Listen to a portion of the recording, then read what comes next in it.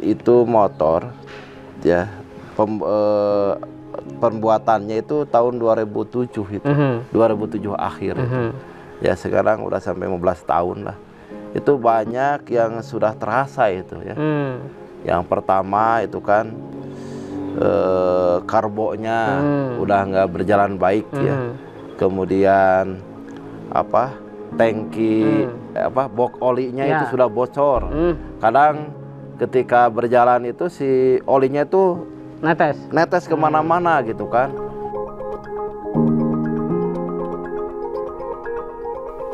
Assalamualaikum warahmatullahi wabarakatuh. Pemirsa BMH TV dimanapun berada, alhamdulillah kita kembali bertemu mengudara silaturahim untuk mengabarkan kebaikan Anda semua. Dan pada kesempatan ini saya berada di Kecamatan Cimenyan, Kabupaten Bandung, sebuah tempat yang menguji adrenalin, juga nyali, dan tentu saja tentang bagaimana stamina, energi baik sang dai maupun kendaraannya. Pada kesempatan ini kita akan berbincang dengan dai kita, yaitu Ustadz Asep Iryana. Dan sebelum itu jangan lupa selalu dukung BMH TV dengan cara like, comment, share, dan subscribe. Langsung saja kita sapa Ustadz Asep Iryana. Assalamualaikum Ustadz. Waalaikumsalam warahmatullahi wabarakatuh. Alhamdulillah, Bandung ini dingin tapi dakwah tetap bergairah Ustadz. Alhamdulillah, terus berjalan. Terus berjalan, Masya Allah. Kita melihat suasananya itu dingin. Biasanya orang malas mandi nih kan. Tapi bagaimana Ustadz tidak kemudian punya sebuah keluhan di dalam dakwah, padahal ini medannya juga sangat menantang. Apa yang menjadi spirit Ustadz terus bergairah di dalam dakwah ini? Karena dakwah itu merupakan ibadah atau amaliyah yang mulia itu kan. Itu sebagaimana Allah berfirman, waman ahsanu qawlan mimman da'a ilallah itu kan. Tidak ada yang lebih baik orang yang kecuali orang yang mengajak kepada jalan Allah Subhanahu wa taala gitu kan. Jadi dengan termotivasi dengan dalil itulah gitu kan saya anak gitu untuk terus menyebarkan syiar Islam ini ke ya kalau bisa ke berbagai inilah pelosok gitu kan. Ya. Ustadz ini berada di pelosok, satu pilihan yang bisa dikatakan tidak banyak yang tertarik gitu. Kalau apalagi bicara anak muda ya, ketika mereka baru lulus kuliah, ketemu dengan kesempatan kerja gitu ya. Tapi Ustadz justru memilih tempat pelosok ini. Ya terlepas apapun, apa yang menjadi sebuah motivasi seorang Ustadz Asep Iryana sehingga menekuni dakwah pelosok seperti ini? Kalau di kota dengan di desa beda gitu kan. Kalau di desa ya orang-orang yang terjun ke dunia dakwah ya banyak gitulah. Jadi kalau di pelosok ya bukan tidak ada mereka, tetapi kan banyak keterbatasan. Gitu. Ada yang ustadznya sambil mencari maisha gitu kan, cari kerja, sehingga kan perlu dukungan, perlu bantuan untuk berdakwah gitu kan. Seperti imam taraweh, khotib Jumat itu kan, mengisi ibu pengajian gitu. Betul. Gitu. Nah itu Ustaz tidak pernah merasa lelah melakukan itu semua? Ya sebagai manusia biasa ya lelah ada lah. Tapi kan kembali lagi bahwa yang nama dakwah itu tugas mulia, tugas para nabi gitu kan. Dan insya Allah ya hidup anak untuk dakwah. Masya Allah, luar biasa. Jadi orang berada di satu tempat, kalau memang punya visi dan misi, sudah pastilah itu karena panggilan jiwa untuk menjadikan agama ini tegak. Dan itu jalurnya hanya memungkinkan lewat dakwah. Inilah pilihan-pilihan dari Ustadz Asep Iryana yang kita bisa temukan bahwa dalam pelosok pun dakwah akhirnya tetap cerah dan bergairah.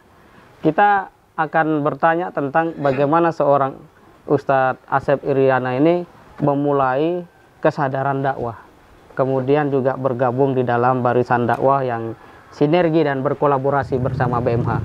Seperti apa Ustadz? Ya, saya ya bergabung dengan Hidayatullah itu tahun 2010 lah. 2010 ya, bergabung, dan di sana ya saya sangat tertarik gitu kan dengan Ormas Hidayatullah ini gitu kan. Ya bagi saya kan selain untuk transformasi ilmu juga ya ada didukung oleh BMH Baitul Mal Hidayatullah yang menyalurkan apa namanya bantuan sosial. Jadi dulu itu waktu pertama-tama dakwah kami di pelosok ini Cimenyan ini kan, dulu kalau ada sembako suka diberikan juga ke jamaah gitu kan binaan. Terus kalau ada kambing gitu kan, ya kami bagikan ke masjid-masjid binaan, walaupun hanya 2 ekor, 3 ekor satu masjid, tapi alhamdulillah gitu. Dan ya jamaah merasa inilah Pak bersyukur, senang gitu kan dengan kedatangan kami gitulah, gitu, insya Allah. Berarti kalau begitu Ustadz melihat bahwa hadirnya BMH yang dipercaya umat itu memberikan dukungan, daya dukung ya, dan mungkin daya jangkau bagi dakwah ini untuk masyarakat tidak sekedar mendapatkan asupan ruhaninya gitu ya, tapi juga asupan jasmaninya. Bagaimana Ustadz memandang atau punya pikiran kaitan bahwa zakat masyarakat itu memang betul-betul menghidupkan dakwah pelosok? Nah ini penting karena banyak kaum ageniak di kota itu kalau bicara zakat biasanya langsung soal konsumsi gitu. Padahal kan juga diperlukan konsumsi yang dapat membuat masyarakat semakin tercerahkan dengan dakwah. Mungkin ada pandangan Ustadz soal itu? Iya, jadi ya seharusnya selain untuk penyaluran kepada hal-hal yang konsumtif juga kepada pemberdayaan. Jadi kalau di masyarakat contohnya ada yang butuh bantuan modal, usaha kecil menengah, itu bisa dibantu. Kayak di sini saja kan banyak yang ada home industry, maksudnya kerajinan-kerajinan membuat makanan-makanan khas ya, daerah Cimenyan, gitu ya? oleh-oleh. Kan itu bisa disupport juga dengan oleh BMH gitu kan. Gitu kan, atau bisa dijualkan gitu kan ke mana? Ke kota gitu kan, dari produk-produk di sini bisa dijualkan ke kota gitu kan. Kan untuk membantu juga istilahnya pemberdayaan ekonomi di pelosok gitu. Kayak di Cisema itu kan beras itu kan bisa gitu. Jadi kita melihat bahwa dari fakta yang disampaikan oleh Ustadz Asep Iriana ini bahwa dana zakat, infak dan sedekah yang dititipkan kepada Lasnas BMH itu akan pertama memang menguatkan sisi dakwah itu sendiri. Yang kedua, dalam konteks yang lebih panjang, kita bisa menghadirkan pemberdayaan. Dan betapa indahnya saja ketika zakat, infak, dan sedekah itu tidak sekedar memberikan daya tahan masyarakat dalam hal kemampuan konsumsi, ataupun meningkatkan daya beli, tapi juga meningkat kesejahteraan ruhaninya gitu ya. Dan bersama itu juga dengan ekonominya. Nah, tapi pemirsa BMH TV, kami tiba di tempat ini itu harus melalui jalan yang wah luar biasa, mendaki begini ya, kemudian turun berbelok dan langsung mendaki lagi, dan itu butuh nyali. Tapi Ustadz ini sepertinya tidak pernah jadi keluhan itu seperti itu. Nah ini bagaimana menghadapinya Ustadz? Ini kan tidak biasa. Kalau orang pertama kayaknya kesini, kayaknya tidak kesini lagi dah saya gitu kan. Nah, bagaimana Ustadz melihat tantangan medan seperti itu? Ya mungkin karena padahal saya mungkin faktor kecelakaan tahun lalu mungkin bisa itu.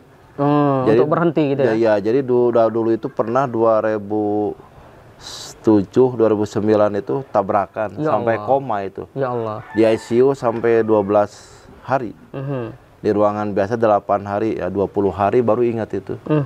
Itu tapi itu tabrakan dengan motor tapi tidak memudarkan gitu atau tidak melemahkan semangat untuk naik motor gitu. Betul. Kan. Atau kalaupun Ustadz tidak mau berhenti, biasanya kan keluarga mengatakan sudah berhenti kan begitu. Nah itu bagaimana Ustadz menjawab tantangan itu? Ya tapi alhamdulillah gitu kan semuanya bisa dilalui lah dengan ini. Dan apakah waktu itu yang menyebabkan terjadinya musibah itu adalah faktor motornya atau seperti apa Ustadz? Atau motornya mungkin sudah kurang bagus lah diajak kerjasama gitu? Atau seperti apa? Ya itu karena mungkin saya lagi sakit mata ya. Kemudian mungkin dari sana gitu kan mungkin kencang itu menjalankannya gitu sehingga tidak terkontrol. Masya Allah. Posisi apa, di tanjakan atau di jalan raya dulu? Oh jalan raya, berarti jalan biasa ya? Biasa dulu. Nah pemirsa BMH TV, kita bisa lihat sebentar dengan sebuah pertanyaan yang akan dijawab oleh Ustadz Asep Iryana, adalah tentang kendaraan motor beliau. Ini sudah 15 tahun usianya. 15 tahun.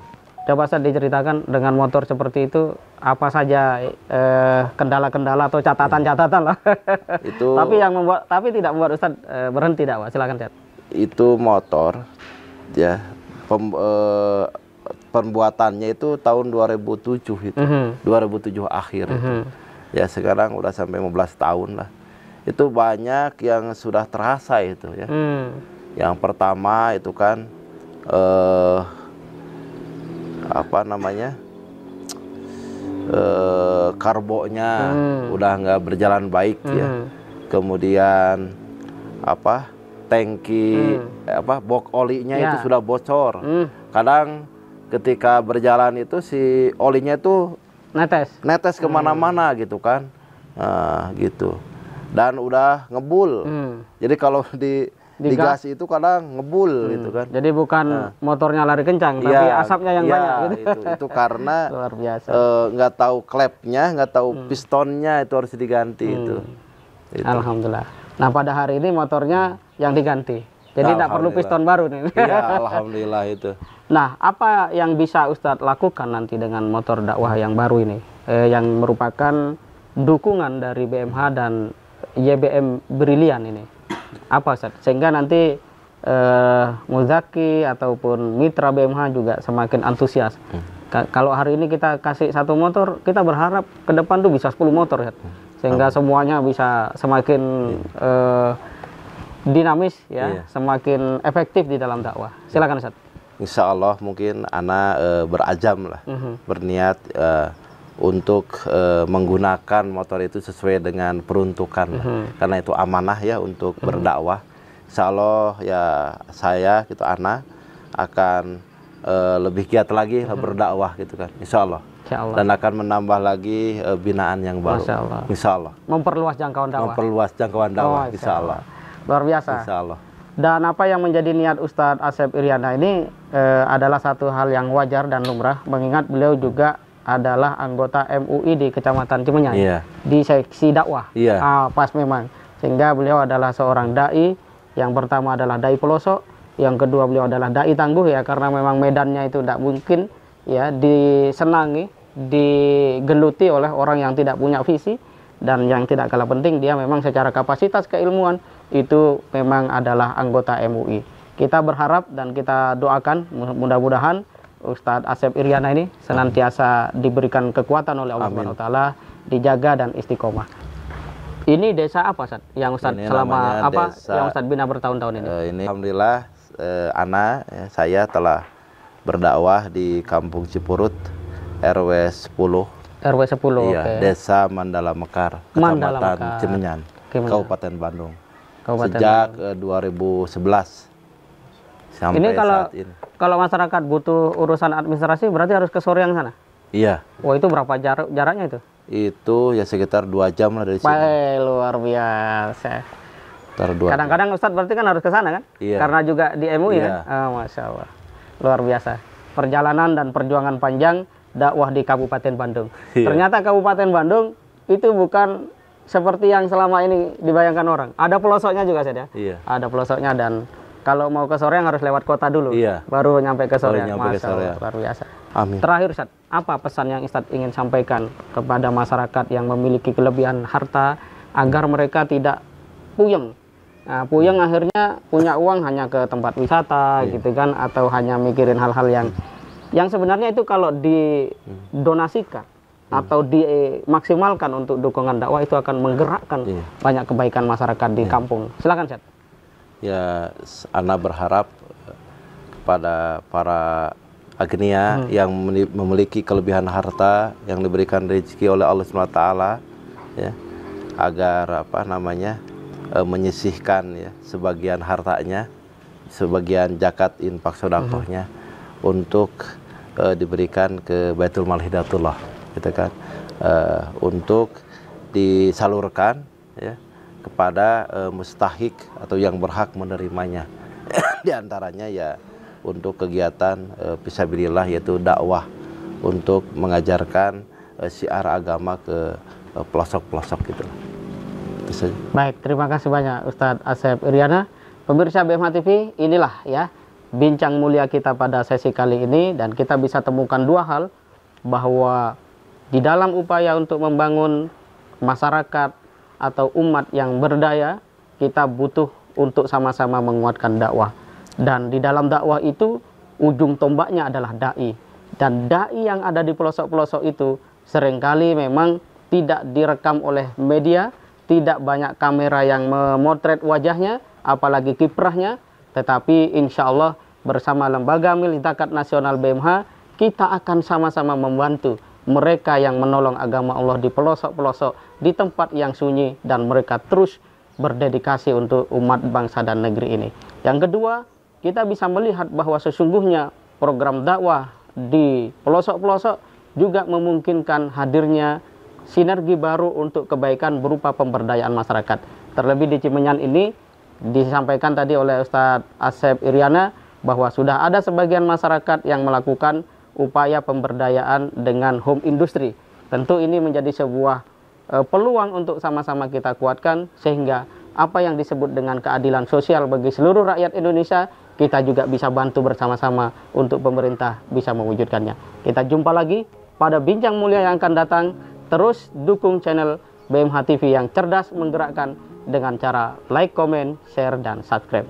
Assalamualaikum warahmatullahi wabarakatuh. Waalaikumsalam warahmatullahi wabarakatuh.